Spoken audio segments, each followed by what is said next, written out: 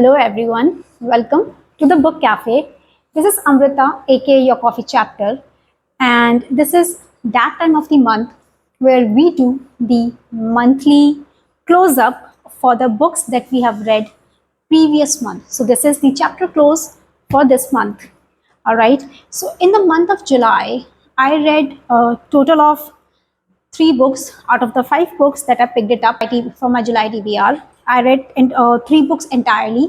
One book I'm still in the middle of, like almost I can say half of it is being done, and one book I couldn't read. Okay, so I have my basket ready. So first, let me talk about how many pages I have read for the entire July month. Then I would say I have read 1166 pages, and I must say that if I compare, like I have my data on my laptop over here, how many pages I'm reading for the entire for each month. So if I see over here, like since last 2 months of June and July, my reading pace has gone low. June was kind of a mixed kind of a month, and I couldn't read much due to a lot of things. And July, I picked up a book which was actually very heavy in science. I'm from a science background, but still that book is too heavy. And being a slow reader, I couldn't read like too much, hardly 30, 40, 50 pages. Although each chapter of that book is hardly 30 or 30 to 40 pages long, not more than that, but still having a lot of science information into that slowed down my pace a bit more. And then I realized like it was the last week for the July, so I thought that it's better to put that book on hold for a while, and I'll read some other books like which are the part of my July TBR. And this idea actually was been given by someone on the Instagram when I uploaded a reel, like how much I can read before I sleep. And I was reading this book, so somebody commented that in case you need to read more at night, especially, then you should pick up a fiction book, and the non-fiction can be read in the morning. So I thought that like it's a great suggestion. So from that day onwards, like I have tried to read the non-fiction, the non-fiction one in the morning, although I don't get time in the morning much. But yeah, so let's begin with the my entire, like what are my thoughts, which book I liked, which book I don't, my overall experience with the books that I have read. Okay, so but first I would like to talk about the book that I couldn't read at all, and that book was actually Well Met. This is the book that I couldn't read, although I was very excited to read this book. Like it's kind because the two books that I have read for the July were very heavy. Emotionally, they were very heavy, uh, and I was like, even after closing those books, I was kept on thinking. So this book could have been a palate cleanser, but because of that one chunky book, those who I couldn't read, and those who have seen my video, the last month video for the July TBR, they might be aware of that which book I'm talking about, the big chunky book that I was thinking that I should drop one book at least. But I thought why not to go and challenge yourself, and I have seen the result. Okay, anyways, so this was the book, and so yeah, I couldn't read this book, so this video is going to be very short, and the book number is 41. Oops. So I'm putting this number back into this TBR tokery that I have, the basket that I have for the standalones. And yeah, so now let's just begin with the reading. Let's see which books I have read. So first book that comes up is King of Wrath. Okay, so if I talk about, then I would like to give, I think I have given it a 4 star, but here because it is a book cafe that we have, so we'll talk in terms of the coffee cups that I would like to give. So I think I would like to give 4 cups of coffee to it. And okay, so let's talk about like what I liked about this book. The writing of the Anna Huang, this is my first Anna Huang book ever. So the writing is, I like the writing. It was easy to read. Like there are not of complexities which are being there in the writing. It was easy flow. The characters were growing, okay, and the characters were strong. All right, the characters grew up as the characters went by into the story. They were actually they became actually very very strong. Okay, so that is the one thing that I liked a lot. Second thing is that let's talk about the character that I love the most, the Dante Russo. So I think when somebody talks about the fictional boyfriends or fictional characters that they have crush on, I think Dante Russo is one of the character that I would really have to crush on. Kind of a man who is, even though he was being forced into a marriage, okay, by his enemy to marry his daughter, Vivian, he was still being forced into that marriage. He was claiming that you are mine, and there were certain sentences, although I just anecdote at just one page out over here, and I couldn't anecdote it because sometimes when the books are so good, and you get immersed yourself so much into those books that you forget that you need to anecdote that, so that in case you want to go and just look at those paragraphs or look at those sentences or the things that or the characters, the things has been said by the characters, it's easy to read in that situation.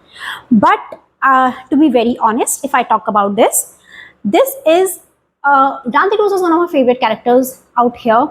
The way he was handling the things, the way he was handling the Vivian, and Vivian is such a strong-headed girl.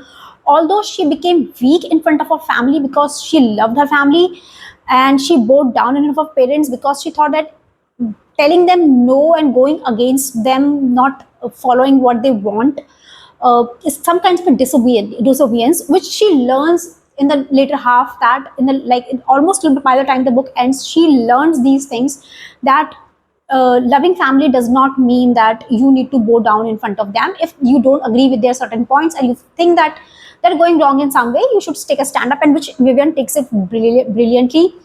Although she was being forced into the marriage, and Dante Russo is the CEO who holds the entire New York City, okay, is a big name in the world, in the business world, but still she is such a strong-headed girl. She does not bow in front of Dante Russo. I love that part. I was like, your girl, you are very strong, okay. And their chemistry, the flying sparks that goes between them, the tension that goes between them, the way Vivian also commands the room, and the way Dante Russo also does the same thing. All right, so it's like fire and ice meeting together. Initially it's a clash, but then they adjust together. Okay, so this is the thing, and this is my views. So I have given it up a 4 cup of coffee. Okay, I have given it a 4 cup of coffee. So it is a bingeable read. I liked it, and I'm looking forward to read the other books. I have the second book available with me, so let's see when can I read that. But I'm looking forward to complete the entire series because of the first book. Okay, even if I would have not, I still would have completed the series. Okay, so fine. Let's move to the next book. Okay, next book is The Seven Husbands of Evelyn Hugo by Taylor Jenkins Reid. So this is my second book of Taylor Jenkins Reid, and the first one was actually a very short novella or epistolary, and the name of the book was The Evidence of Affair. I like the way Taylor Jenkins portray the emotions, the way she builds up the character, the inner turmoil of the characters that they go through. She portrays it so very well, and I love that part. Okay, now coming back to the seven husbands of Evelyn Hugo. I guess I don't know whether, I think it is there on the internet also, that the character of Evelyn Hugo is, I think, inspired by Merlin Monroe. Okay, the way she was, okay, the epitome of beauty and everything. Merlin Monroe, although she comes from a background which is not very good, okay, her mother dies early, her father is abusive, but still she has that spark, she has that determination, that no matter what, I had to get out of the situation. I cannot stay in this situation at all, in this hell of life that she was living with her father. Although the means she takes was, it can be questionable, all right, but she knew what the world wanted from her, and instead of becoming that her weakness, she used the same thing as the power to control people, so that she can use them for her own benefits instead of people using her for those same things. So I felt that the character of Evelyn Hugo was really smart. She was strong headed, very very strong headed woman. Okay, marries early at the age of 14. Okay, to get out of the house that she was living in, although she lies over there. Then she keeps on marrying different people. She marries the first person, and thinking that that person is the love of her life, but soon the marriage goes into turmoil and she has to leave. From there she falls down at the bottom. She was at the top of her career, she falls down from there. Then from there she rises up again, chooses another path which can be questionable in that time, the timeline which is being given in this entire book.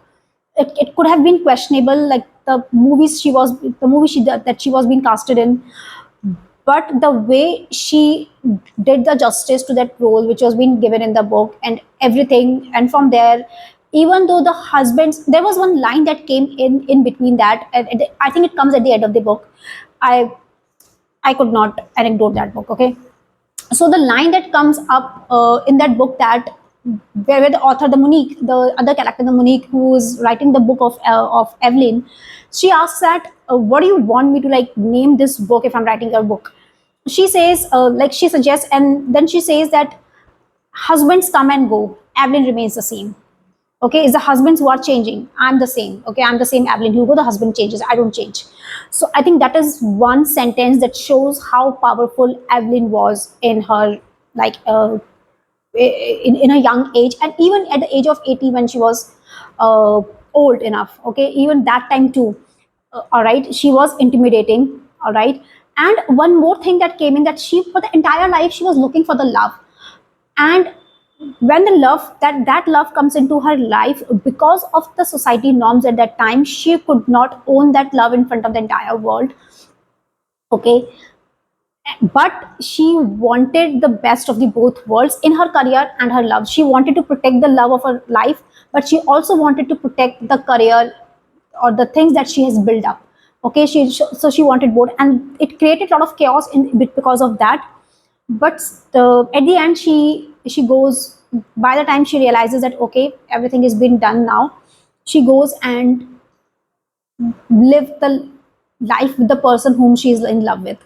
So this is like, I think I have given it 4.5 cup of a coffee, so it is highly recommended. You can easily go and read it. It's beautiful. I'm looking forward to read more books written by Taylor Jenkins Reid. I think Atmosphere and Daisy Jones and Six. I think, yeah, Daisy Jones and Six and Atmosphere. So I'm looking forward to read those books too. This was the only book that I was having of Taylor Jenkins Reid. So yeah. So this is all my thoughts on this book. Okay.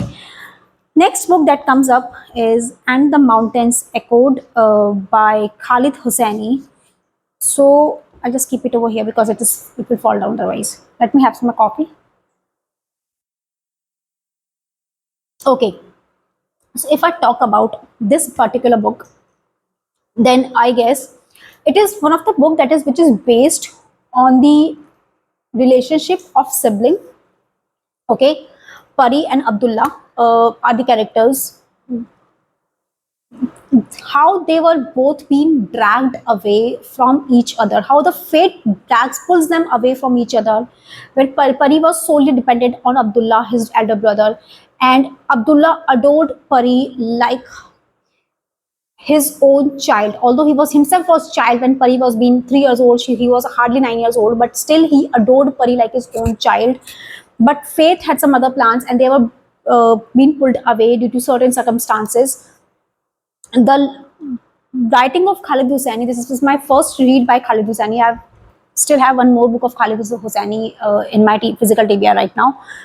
Okay, but if I talk about like each character which is being associated with Abdullah, whether it's Pari, whether it was the person who was like Abdullah's stepmother, or Abdullah's stepmother's siblings, or the people associated with Pari. Okay, they all were hiding some or the other thing in their life. They were living in the guilt.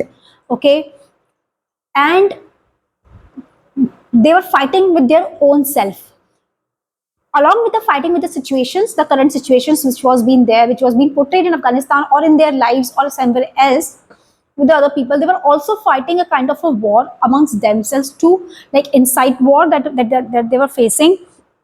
And each character's emotions were like so good. I liked it. I liked it so much. How that doctor's character, who was a surgeon, I think Marcos was the name of the doctor, who was a plastic surgeon, who was been stationed in Afghanistan.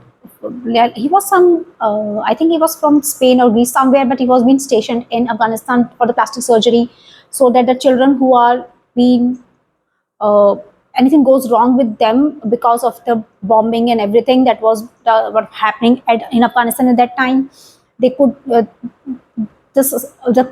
plastic surgeon can rebuild those, reconstruct those, that part or something like the facial surgeries and everything. Whether you talk about the story of that doctor, like how he was battling with his if, relationship with his mother, or the person who comes and live with him, all right, in the initial days, how Abdullah was having a hard time with his father and with his stepmother. How Abdullah's father Sabur was fighting his own battle, whether it was losing the wife, or losing the child, or giving a pari, okay, to like remove it out. Although Sabur, the character of Abdullah's father, was very strong, it was not strong. He was being shown aloof, okay, distant, but inside he was a soft man who had feelings for his own child, but he had to give it up. Okay, whether it was the turmoil of the that one person who was been there, who comes and occupies the land of Abdullah's homeland when they were being displaced, and the bond between that person's child and Abdullah's brother's child, how the relationship is there of two teenage boys, one who is unaware of what his father was doing, and one who is aware of, has seen the hardships of like displaced from his own country, being a refuge in another country, then coming back and claiming the land but couldn't get anything. Okay, so all the characters were fighting a battle, either with the people around them or either within itself. And it is not just the story of Abdullah and Pari, the siblings, how they were being separated, how Pari, because she was so small, she couldn't remember anything, but Abdullah has to live in a situation, because he was young, elder, he was aware about Pari, and for his entire life he lived in that sadness, in the agony, that I lost my sister and I couldn't do anything in that time, and how they meet back. But that time Abdullah couldn't remember anything. Okay, first Abdullah remembered, Pari forgot, and then Pari remembered. Pari came to the sense that there was something absent in her life, and she was continuously having this feeling that there's something which is absent from her life, but she couldn't figure it out. Nobody tells her what was being absent, and once she gets to know like what was missing from her life, and she comes and meets with Abdullah. Abdullah is battling with with a disease, and because of that, he couldn't remember Pari at all. So it is an emotional story that goes up, or whether the story of even Abdullah's daughter, who, how she is, you know, been torn between the things that she wanted in her life in career wise and her family too, because they were also being displaced from the Afghanistan. They moved to California, in US. So yeah, so this is the entire my views on it. I think I have given it 5 cups of coffee to this book, 4.5 or 5, I don't remember. And this is one of the like the best books that I have read. I think July, on although I couldn't read much in July, I have only read 3 books, but I felt that these 3 books are the one of the best ones. Okay, it's not has to be like you read a lot of books. Okay, you need to have good books, good reading month. So July was a good reading month overall. If I talk about now, the next book is Einstein. This was the book that I was talking about. Okay, and currently I am on page 224, and this book is around, I think, 500 or something pages. I don't even remember like how many pages are been there in this book. Okay, let me just check for a while. It's 551 and I'm on 224, which means almost more than half, less than half I have read. Okay, I'm on chapter number 10, which is talks about the divorce part of the Einstein. And so far it is very interesting. A lot of science things have been there, the discovery of like the inventions of Einstein's work, like his scientific aptitude, his childhood, uh, his relationships that which are being given in this one. And the relationship of Einstein with his wife, with his girlfriend, with his son, with his friends, with his colleagues. Okay, all these things are been there, and there are a lot of things which I don't agree. Like I felt questionable about Einstein's character. Okay, although knowledgeably he was a great man, you cannot doubt about his knowledge, about his brain. Like he was the finest scientist that we had in the 19th century. Okay, in the 20th century, but 19th and 20th century. But yeah, so I'm still more than half to go. So I want to finish this book in the month of August now. I don't want to delay this book any longer. Okay, so this is my chapter closed for the July. And you can just tell me like which books, in case you have read any of these books, what are your views on these books. And if not, then are you planning to read any of these books? So you can just tell me. Okay, and you can like, share and subscribe to my channel, and I'll see you after a short coffee break. So till then, bye bye.